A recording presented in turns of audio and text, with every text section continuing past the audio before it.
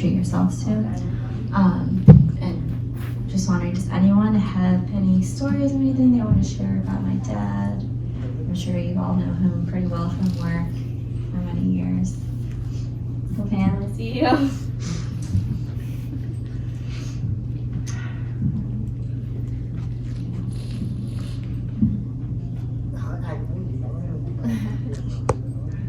Coming and shared the evening with us.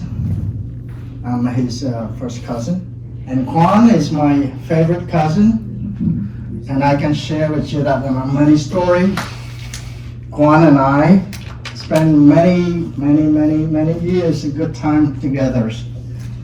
And we are family because my wife is QUAN's wife's sister. So we are very close family. I appreciate you showing up and shared the evening. Thank you very much. And we have some food and beverage out there. Enjoy yourself and serve yourself. Thank you very much. Thank you. Hello, I'm QUAN's niece. I grew up really close to Michelle and my sister, just growing up with QUAN and my uncle basically like all the time. So I'm a little nervous up here, but I'll share you some of my earliest memories of my uncle, and I think they're pretty amazing. But when we were growing up, we lived in a little house, like pretty close to each other. Michelle and her mom and her family lived in this kind of like house, like all with like a green kind of like front yard and everything like that. And I remember their carpet was kind of bluish or something, but their bathroom was definitely blue. Memory serves me right. I just remembered as like, oh, that's the little blue house. And I remember my first memory of my uncle was like, oh, this is the strange man with a mustache man. He looks really good in a mustache. It's like classic look for him. But I remember whenever he gives kisses to like Michelle or me and my sister, it was just like a kiss, and then he would rub his mustache all over you, so your face would feel a little raw. But it was kind of amusing. It was like, strange mustache man. When you're a little kid, you're like, strange mustache man. Okay. And then I also remember a memory of when we were like both of our families were in this house. He would just talk about like how he can use anything as a pillow. And so one of our toys was like a very strange hard basket or something, and he was on the ground and just kind of joking around, I can use anything as a pillow. And he uses this like plastic basket as a pillow. I'm like, wow, strange mustache man with plastic pillow now. So great. But growing up, this kind of like personality of him kind of like follows too. So like when we grew up, he would always be really amusing and funny, and so we'd always like kind of joke around. And like as we grew older, and when like all of his nieces and daughter can start to drink, we started drinking with each other, and then their stories would come out from there. He would really love just like talking and like playing with us, like just like very proud of how we grew up to be people. I think the last time we did anything together with each other was like go to Disney actually for New Year's, and it was quite fun because we would be drinking around the world in Epcot as well. And so hopefully when he's now passed on, he's like traveling the world also and like enjoying himself just like he did during life. Awesome. Thanks. Any story you have with the car? Yeah. 30 years. Last memory. We work at the co-worker. I come in as programmer, QUAN also programmer. And then QUAN becoming, he's like a frontier for the network team. He and Jim. And then I come over and work with QUAN, and I work under his wing. he taught me a lot. Besides just a boss, we have differences sometimes, but most of the time we are a small, close family. The joke is I have my Amanda, and then other staff also have babies. Then second time around, I had Ryan. I was expected with Ryan, and then couple other staff, and then QUAN also. QUAN wife expected Michelle. Jim also come with the gang, and at that time in the small community with us, like we have like a whole bunch of babies, and then of course every morning we all talking about babies, how to change diaper, how to walk the baby, how to teach them how to work, and then of course the baby no longer baby, they become a young mature adult. We went through the journey with schooling, college. We share a lot and lots of experience, not just work and lifetime experience. QUAN is a great guy. He's not only a boss, manager, he also good friend. He taught us a lot, not just the IT, not just works, but life experience. He'll be missed by all of us. Someone told me, which I agree, he's in a better place. But he's been missed by all of us. Thank you. Annie, was niece on the other side of the family. My dad was his brother, his last brother, I believe, before my last aunt. He's only 5 years older than my dad, so we grew up hearing stories about him and Yi, who lived abroad. I grew up in Vietnam. I came here in 2013, and he was the one who received me from the Philadelphia airport and brought me home. He and Tang also drove me up to Boston for my college first day. And I always remember we drove into that tiny hostel room, and they had to wake me up in the morning because I couldn't wake up without an alarm. It was a rough driving 6 hours, and I was dead asleep in the backseat, and I never knew how bad it was to have a road trip until I actually started driving myself, and I'm like, oh my god, I'm so thankful that you drove me. Yeah, I pretty much came back home every single break that I have. Thanksgiving, Christmas, spring break, and then for summer, like maybe a few weeks in the summer, I'll come back and visit them, or even when I'm staying with Becky, I will come by and visit. And he's always been the one who gives me really great advice on what to do. I think he understands more about my schooling more than my parents ever did, and I really appreciate the advice because I think it helps me pick the path that I'm currently going on, and I really enjoy myself, and I will always be in debt of him for that. Yeah, I really hope he's in a better place and feeling a lot better and looking down on us and smiling at us, and hopefully he'll be remembered for a long time. Hi, my name is Bill, and I'm the husband of the youngest in the wife family. And first time I met him, I met my wife at Temple University, same school with QUAN.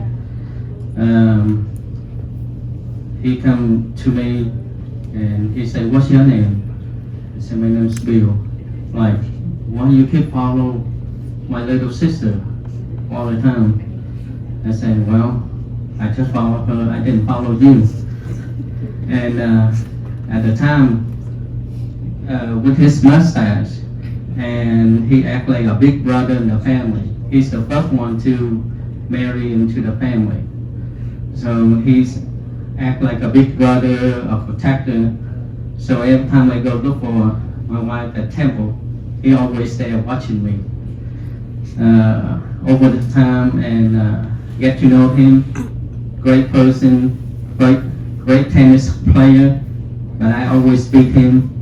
So every time I come back from school, me and him meet each other on the tennis court and duke it out. And later we become family, brother, and get together, drink many times. And his message for me is family is the most important, and take care of each other. And he's glad that I joined the family and be brother and grow up together. And the last message he gave me is nothing matters in this world. When you die, you cannot bring it with you. So family is number one, and take care of your family. Thank you for coming today. I'm Susan, and I'm here with my husband Howard, the man sitting in the back.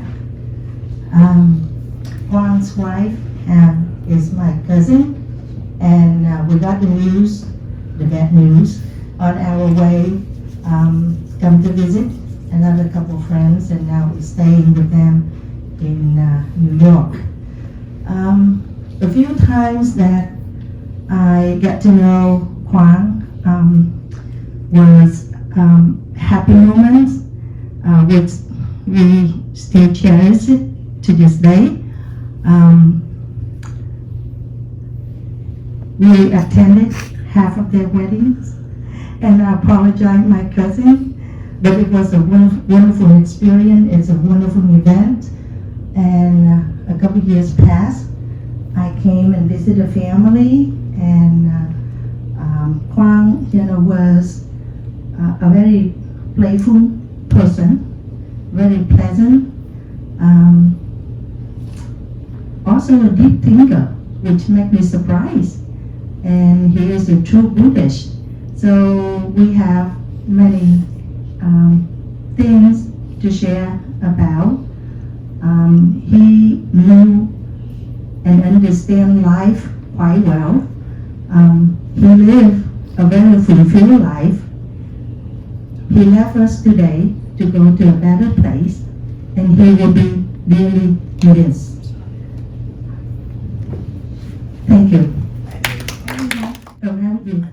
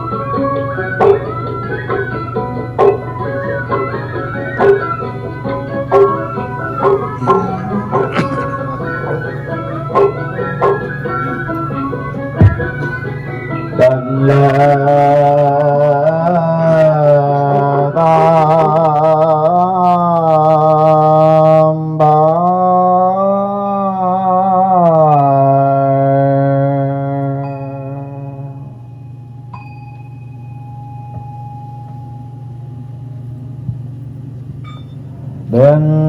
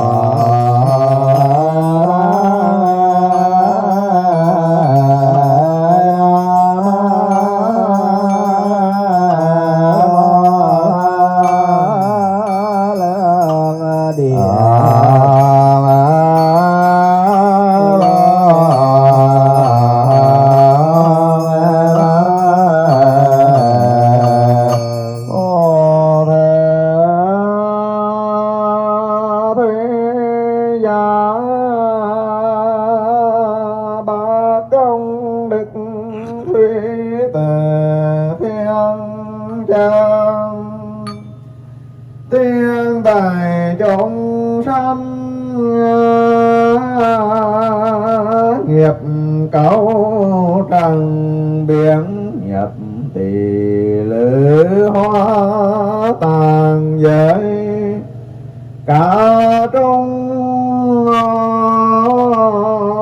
vô sự bất siêu luân phi bất tệ thủy diệu cực pháp thân trần bất nhiễm trần phạm tác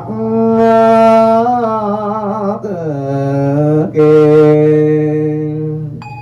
quyên trừ nội ngoài đảng nghịch đạo trang sải khô mộc nhi tạc nhiễm xuân kiết huệ ban nhi thành tình đồ sợ vì đạo nội ngoài trung gian vô trượt huệ thanh phàm ô huyện tổng thánh lương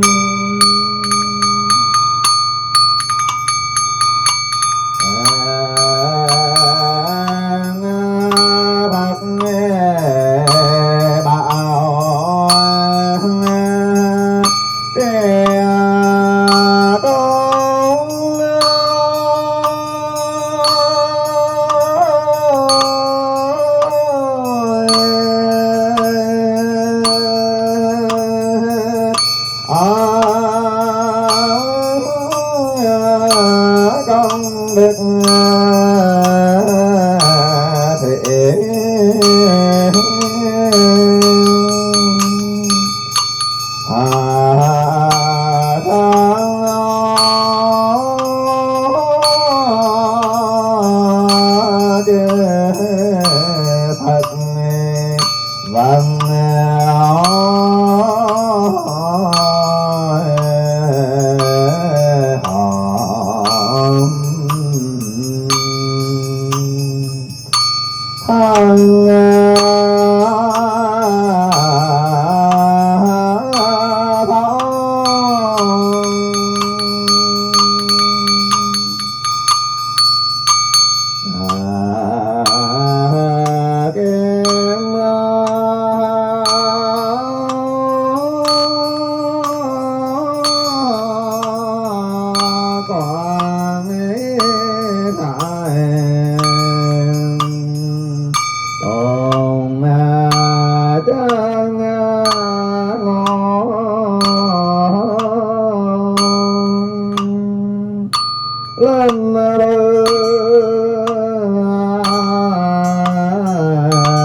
đào tàng nghiêm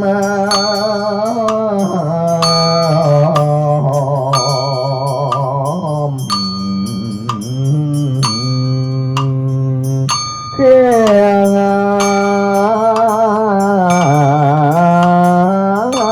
tình giáo đài bi chân ngon cần đương trì tung thiên hộ thiên nhàn vô ngài đại bi nam na ni nam mô hằng đa nam na đại na ya ya nam mô a di đà bà lô hiện đi ya le an na la ya ma la na ba ya ma ga la le ga ya hằng nam hằng nam hằng di so đan ga đan no đan ma đan nhiên lan đại mong a di đà bà lô hiện đi lan phan na lan na ba nam mô na na đan ti na na me la ba la la yo ba ma le yo ga ma la na na ma ba ya ma ma na yo la le la na ma lo le lo ga le ga na le ye le ma la bo le nam ma ma la na ma le ga le mo la la la la la la le ma la le la la la le le la ma la ya ya la na ma ma ma ma le la ya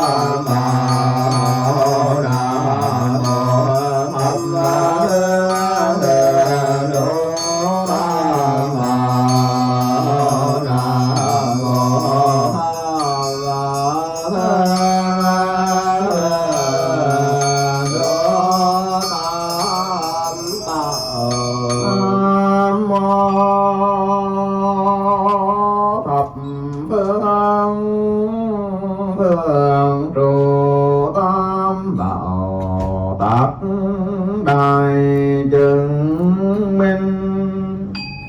Nam mô tiếp dẫn đạo sư A Di Đà Phật liên tòa chứng minh. Sắc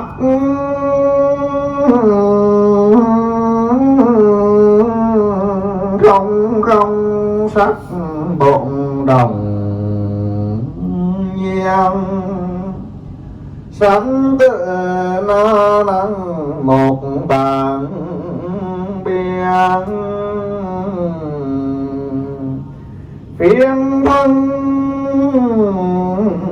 đạp trước bồ đề lộ.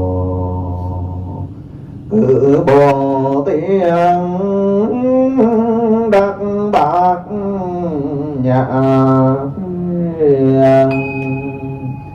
Ngưỡng bạch Đức Phật Di Đà chứng minh công đức tiếp độ. Hương linh hiện khảo trần ai đinh tận quang pháp danh vàng an. Nguyện hương linh trường thừa tam bảo Phật lực. Tóc xa mê đồ siêu quy tình đồ. Cung thịnh di anh bài về hương linh tcầu vô tam bảo Phật tiền. Đảnh lễ quý Nam mô Tiếp Dẫn Đạo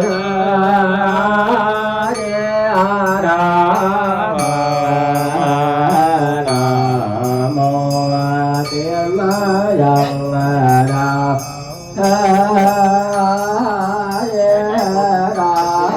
Phật lệ.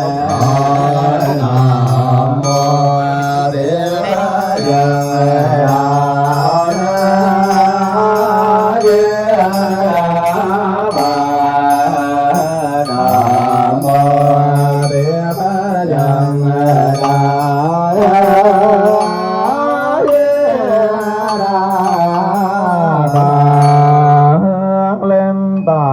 Phật tiền tăng môn hiệu khuyên đại bi. Chi đảnh đảnh lễ tam bảo tam bảo.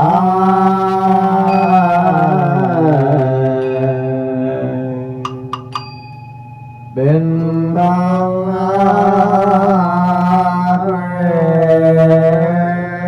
hương linh quê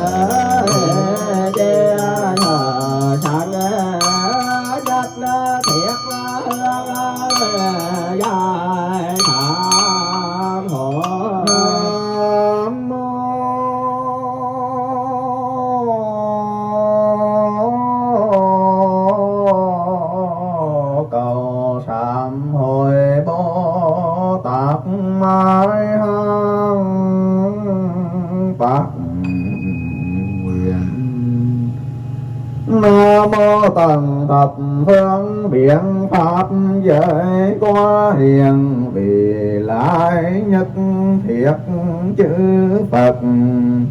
Tôn pháp hiền thánh tăng thượng trụ, tam bảo đồng thủy phong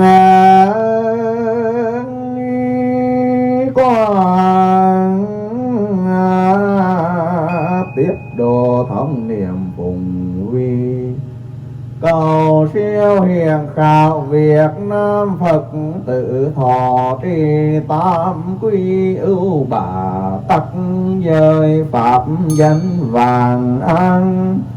Thế dân đinh tận quan nguyên màng sanh nữ, ngày 18 tháng 9 năm 1959 đại hàng vô. Ngày 21 tháng 5 2022 hưởng thọ 64 tuổi, phụ quận chi linh cờ và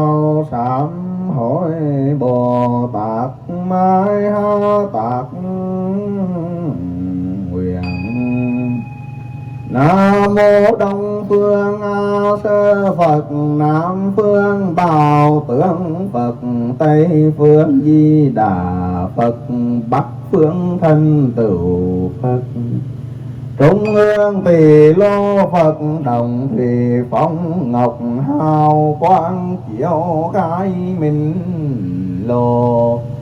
Bạc trừ nhất thiết tội thọ tiết độ phùng, vì cầu siêu Việt Nam Phật tự hiện khảo. Đinh tận quang pháp dân vàng an, nguyện màng sanh nữ 18 tháng 9 năm 1959 đại hàng vô. 21 tháng 5 năm 2022 hưởng thọ lục thập tử tuệ phụ quân chi linh cửu.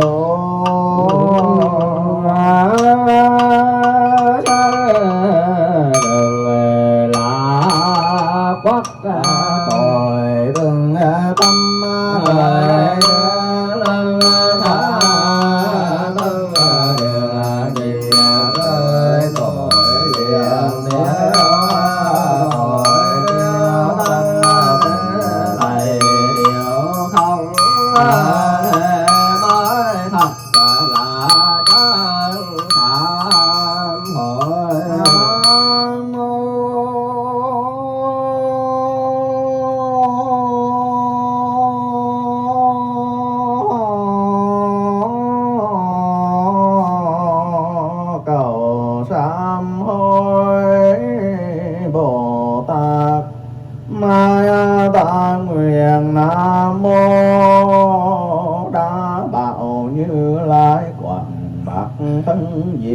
sắc tướng. Cam lộ vương Như Lai Nam mô. Bạc xá bạc để khóc thanh trực thường hàng vẫn tiêu lô triều triều. La hạng sanh hoang ôn trường ngàn đông thủy phóng ngọc hào quang chiếu khai minh lộ. Bạc trừ nhất thiết tội khổ tiết độ phùng vì cầu siêu hướng linh hiện khảo đinh tận quang pháp dân vàng an. sinh ngày 18 tháng 9 năm 1959, mất ngày 21 tháng 5 năm 2022, hưởng thọ 64 tuổi, phủ quận Chí Linh cờ ô san là quốc bao nhiêu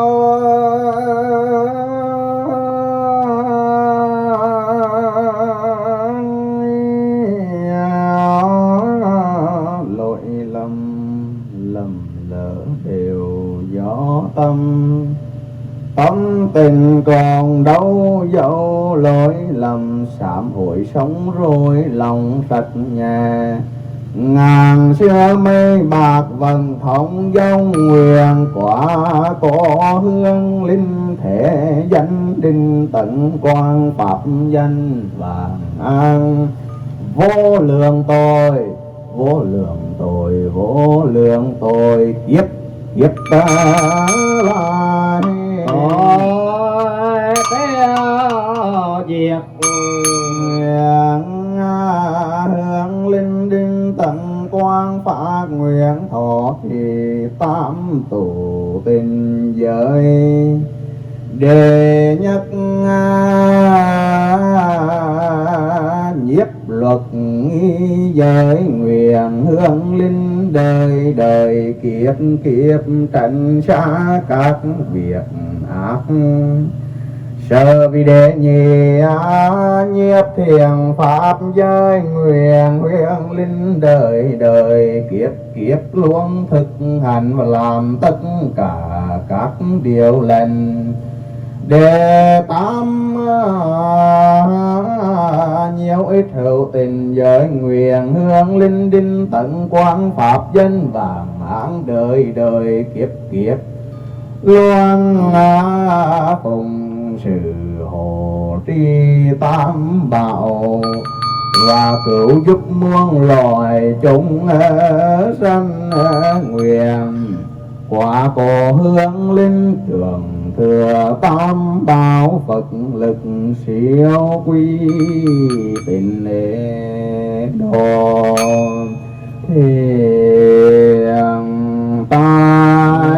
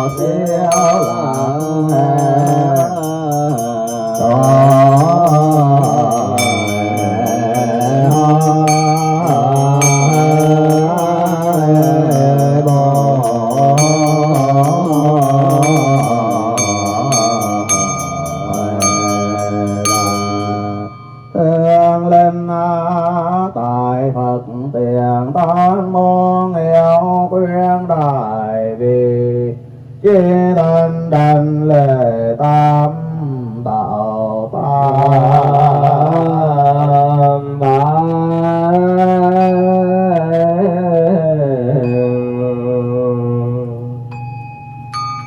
đền thắng quy nam mô tiếp dẫn đạo sư A Di Đà Phật.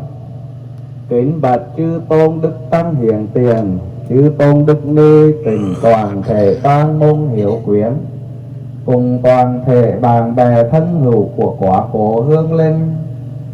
Vừa rồi là đài lễ cầu siêu thịnh hương linh đinh tấn quang pháp dân vàng an, trở về với ba ngôi bảo Phật bảo, Pháp bảo và Tăng bảo. Khi sống ở đời, hương linh đã gặp duyên gặp Phật Pháp và thọ trì được tam quy ngũ giới với pháp danh là vàng an. Chư tôn đức tăng thay mặt cho thập phương hiền thánh tăng 10 phương nhắc nhở lại tam quy ngũ giới cho hương linh. Kính thưa toàn thể quý vị, thay mặt toàn thể tăng môn hiểu quyến, chúng con thành tâm cung thỉnh thường tòa sám chủ chư tôn đức tăng ni hồi liêu phương trường tùy nghi nghỉ ngơi, và toàn thể gia đình chúng ta đồng an toàn. Kính thưa toàn thể quý vị, người xưa có câu cái chết là mục đích đến của sự sống, nghĩa rằng là trong cuộc sống của chúng ta ai rồi cũng phải chết, và chết thì chúng ta sẽ đi về đâu khi chúng ta không hiểu được giáo lý chân thừa của Phật Đà, và chỉ còn vẹn vẹn vài tiếng đồng hồ nữa thôi thì hương linh sẽ về với các bụi. Trước khi trở về với các bụi